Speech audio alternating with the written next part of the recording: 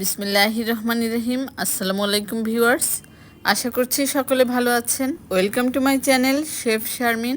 গরুর মাংসের কালাভুনা নিয়ে চলে আসলাম।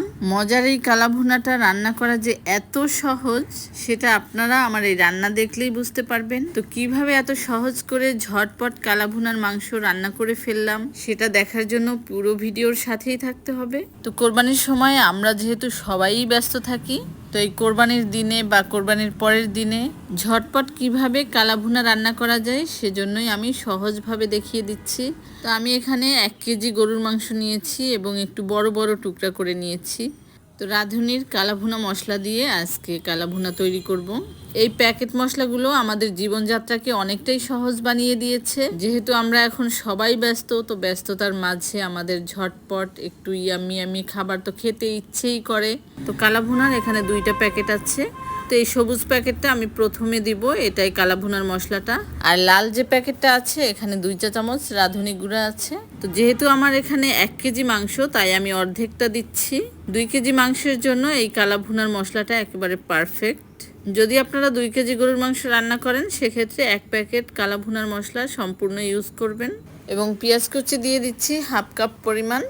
দিয়ে দিচ্ছি 1 চা চামচ জিরা গুঁড়া এবং 1 চা চামচ ধনিয়া গুঁড়া।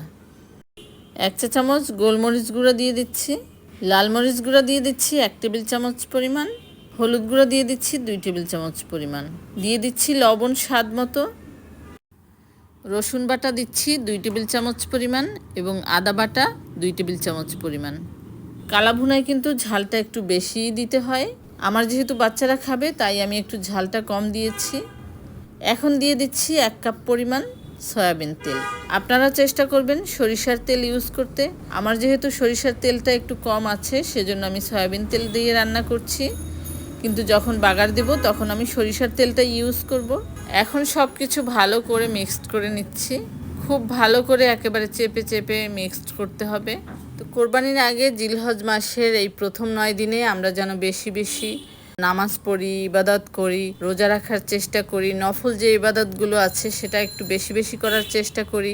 তো এখন আমি চুলায় বসিয়ে দিয়ে ঢাকনা দিয়ে ঢেকে দিচ্ছি এবং চুলার আঁচটা মাঝারি রেখেছি।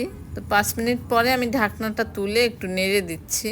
তো পানি দেওয়ার দরকার নেই, মাংস থেকে আস্তে আস্তে পানি বের হবে। তবে খেয়াল রাখতে হবে নিচ থেকে যেন পুড়ে লেগে না যায়। কালাভুনা মানে কিন্তু এই না যে মাংসটা পুড়ে গিয়ে কালো হবে।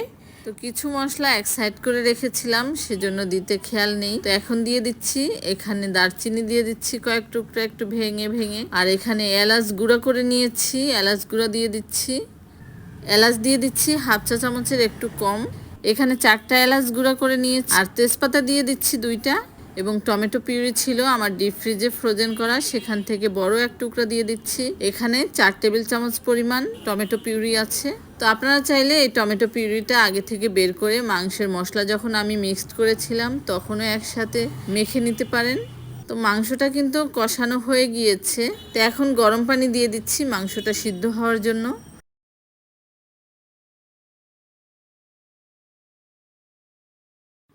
চুলার আঁচটা মাঝারি রেখে মাংস সিদ্ধ হওয়া পর্যন্ত ওয়েট করব। আর ঢাকনা তুলে মাঝে মাঝে মাংসটা একটু নেড়ে দিতে হবে যাতে পুড়ে লেগে না যায়। এছাড়া কিন্তু এখন আর কোনো কাজ নেই, মাংসটা সিদ্ধ হলে বাগার দিব শেষে। আর যেই লাল প্যাকেটটায় রাঁধুনি গুঁড়া মশলাটা আছে সেই মশলাটা অ্যাড করে দিব। তো মাংস সিদ্ধ হয়ে গিয়েছে, একেবারে শেষের দিকে দিয়ে দিচ্ছি লাল প্যাকেটে যেই রাঁধুনি গুঁড়া মশলাটা ছিল। তো এখান থেকে 1 চামচ পরিমাণ দিয়ে দিচ্ছি আর 1 চামচ আমি রেখে দিচ্ছি। ঝোলটা কিন্তু আপনারা কম বেশি করে নিতে পারেন। আমি একেবারে ভুনা ভুনা করেছি, মাংসের ঝোলটা একেবারেই শুকিয়ে ফেলেছি।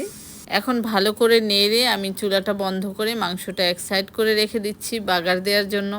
তো একটি ফ্রাই প্যানে সরিষার তেল দিয়ে দিচ্ছি 4 টেবিল চামচ পরিমাণ। পেঁয়াজ কুচি দিচ্ছি 2 টেবিল চামচ পরিমাণ এবং রসুন কুচি 1 টেবিল চামচ পরিমাণ দিয়ে ভালো করে ভেজে নিচ্ছি।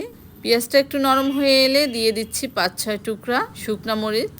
তো পেঁয়াজ রসুন একেবারে ব্রাউন করে ভাজা হয়ে গিয়েছে, আমি এখন মাংসের মধ্যে দিয়ে দিচ্ছি। তো এভাবে ফোড়নটা কিন্তু অবশ্যই দিতে হবে, এটাই কিন্তু কালাভুনার টেস্ট দ্বিগুণ বাড়িয়ে দেয়। তো মাংস কিন্তু একেবারে রেডি। এই পর্যায়ে দিয়ে দিচ্ছি 1 টেবিল চামচ জিরা গুঁড়া। তো জিরা গুঁড়া দিয়ে একটু ঢেকে দিচ্ছি। এখন আমি চুলাটা বন্ধ করে দিব। তো তৈরি হয়ে গেল খুবই মজার স্বাদের কালাভুনা গরুর মাংসের আপনারা কিন্তু একই মশলা দিয়ে খাসির মাংসের কালা ভুনাটাও তৈরি করতে পারবেন। এখন একটি সার্ভিং ডিশে সার্ভ করে নিচ্ছি। তো এভাবে কিন্তু আসছে কোরবানির ঈদে আপনারা ঝটপট কালা ভুনা তৈরি করে ফেলতে পারেন, বা যখন হাতে সময়টা কম থাকবে তখন কিন্তু ঝটপট আপনারা এই রাঁধুনি রেডিমিক্স মশলা দিয়ে তৈরি করে খেতে পারেন গরুর মাংসের কালা ভুনা বা হাঁসের মাংসের, খাসির মাংসের, যেটাই আপনারা তৈরি করেন খুবই ঝটপট অল্প সময়ে করে নিতে পারবেন। আর খেতে তো অসাধারণ হয়, সেটা কিন্তু আপনারা একবার রান্না করে খেলে তখনই বুঝতে পারবেন। আর পেঁয়াজ ব্রেস্তা করে আমি নর্মাল ফ্রিজে রেখে দিয়েছিলাম আগে থেকেই, সেটা একটু উপর থেকে দিয়ে দিচ্ছি। পেঁয়াজ ব্রেস্তাটা সবসময় রেডি রাখলে তখন কাজটা কিন্তু অনেক তাড়াতাড়ি হয়ে যায়, সহজ হয়ে যায় সব কিছু। তো এভাবে ঝটপট কিন্তু আমরা অনেক কাজই এগিয়ে রাখতে পারি সব সময়। তো ভিডিওটি ভালো লাগলে অবশ্যই লাইক দিয়ে কমেন্ট দিয়ে আমাকে উৎসাহিত করবেন, আমাকে সাপোর্ট করবেন। আর যারা অলরেডি সাপোর্ট করছেন তাদেরকে অসংখ্য অসংখ্য ধন্যবাদ। আজ এ পর্যন্তই, সকলকে ঈদের অগ্রিম শুভেচ্ছা জানিয়ে বিদায় নিচ্ছি। আল্লাহ হাফেজ।